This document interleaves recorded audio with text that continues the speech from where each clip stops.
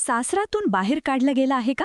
पतीने खर्च देणं बंद केलं आहे आणि आता तुमच्याकडे स्वतःसाठी आणि मुलांसाठी डोक्यावर छप्पर ठेवण्याचे किंवा खाण्याचेही पैसे नाहीत का? मुंबई, पुणे, सोलापूर, औरंगाबाद, कोल्हापूर, नाशिक, नागपूर किंवा महाराष्ट्रातील कोणत्याही फॅमिली कोर्टच्या फेऱ्या मारून मारून थकल्या आहात का? बहुतेक महिला फक्त याच कारणामुळे गप्प बसतात, कारण त्यांना वाटतं की कोर्ट कचेरीत वर्षानुवर्ष लागतील. पण 2025 मध्ये कायदा बदललेला आहे. आता तुम्हाला वर्षानुवर्ष वाट पाहण्याची गरज नाही. आज मी तुम्हाला सांगणार आहे की तुम्ही 60 दिवसांच्या आत तुमच्या पतीकडून गुजारा भत्ता म्हणजेच मेंटेनन्स कसा सुरू करून घेऊ शकता. तुम्ही वर्किंग असाल किंवा हाऊसवाईफ असाल तरीही. आज आपण त्या अधिकाराबद्दल बोलणार आहोत जो तुमच्याकडून कुणीही हिरावून घेऊ शकत नाही.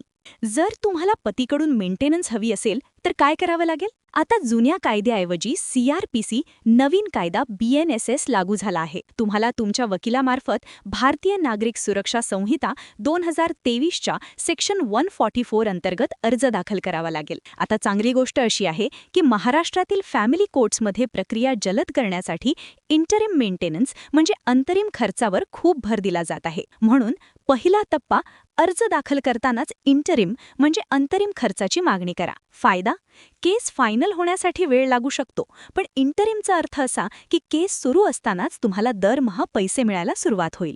आता तुम्ही विचार करत असाल की किती पैसे मिळतील? प्रत्येक महिलेचा सगळ्यात मोठा प्रश्न, मला किती पैसे मिळतील? कायद्यात कोणताही फिक्स फॉर्म्युला नाही, पण निर्णय घेताना मुंबई आणि महाराष्ट्रातील फॅमिली कोर्ट्स साधारणपणे या 3 गोष्टी पाहतात. पतीचं तिकून उत्पन्न, साधारणपणे पतीच्या नेट सॅलरीचा 25 ते 33% हिस्सा पत्नी आणि मुलांना मिळतो. तुमचा स्टेटस, लग्नाआधी आणि लग्नानंतर तुम्ही ज्या लाईफस्टाईलमध्ये राहत होतात त्या पातळीचा खर्च पतीला द्यावाच लागतो. मुलांच्या गरजा, स्कूल फीस, मेडिकल आणि ट्युशनचा खर्च मेंटेनन्समध्ये वेगळा किंवा त्यात समाविष्ट करून दिला जातो. जर पती आपलं उत्पन्न लपवत असेल तर त्याचे बँक स्टेटमेंट्स किंवा सोशल मीडिया, इंस्टाग्राम किंवा FBवरच्या सुट्ट्यांच्या फोटोंचा कोर्टात पुरावा म्हणून वापर करा. कोर्ट हे मान्य करेल की त्याचं उत्पन्न चांगलं आहे. आता प्रश्न येतो, वर्किंग महिलांना मेंटेनन्स मिळते का? हा एक मोठा गैरसमज पसरवला गेला आहे की पत्नी कमवत असेल तर तिला काहीच मिळत नाही. बॉम्बे हायकोर्टचा लेटेस्ट स्टँड 2025चा खूप स्पष्ट आहे. जर तुमची सॅलरी पतीच्या तुलनेत खूप कमी असेल तर तुम्ही सप्लिमेंटरी मेंटेनन्स मागू शकता. जर तुम्ही मुलासाठी नोकरी सोडली असेल तरीही तुम्ही पूर्ण मेंटेनन्सची हक्कदार आहात. फक्त अर्निंग कॅपॅसिटी म्हणजे कमविण्याची क्षमता असणं तुमचा हक्क संपवत नाही. महाराष्ट्रातील महिलांसाठी मोठा दिलासा.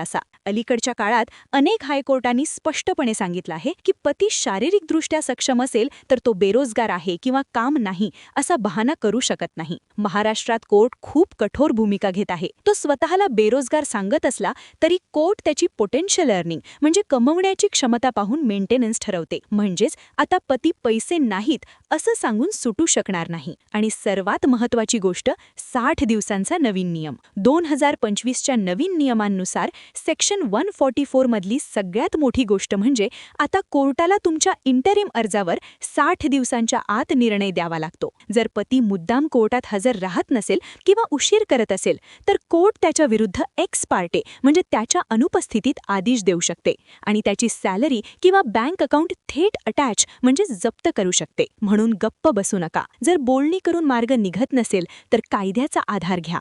हा तुमचा हक्क आहे, भीक नाही. मला आशा आहे की या व्हिडिओमुळे तुम्हाला हिंमत मिळाली असेल. जर तुम्ही महाराष्ट्रात असाल आणि कायदेशीर मदतीच्या दिशेने पहिलं पाऊल उचलू इच्छित असाल तर हा व्हिडिओ पुन्हा बघा आणि पॉइंट्स नोट करून ठेवा. जर तुमच्या मनात कोणतीही शंका असेल, मग ती लॉयर फीसबद्दल असो किंवा कोर्ट लोकेशनबद्दल असो, खाली कमेंटमध्ये लिहा. मी तुमची मदत करण्याचा पूर्ण प्रयत्न करेन. आणि हा व्हिडिओ शेअर करा, कारण तुमचं एक शेअर एखाद्या असहाय्य महिलेचं आयुष्य वाचवू शकतं. आणि हो, असेच अपडेटेड व्हिडिओंसाठी लाईक, शेअर, कमेंट आणि सबस्क्राईब नक्की करा. तुमच्या हक्कासाठी लढा. मी तुमच्या सोबत आहे. पुढच्या व्हिडिओमध्ये एका नवीन टॉपिकसोबत भेटूया.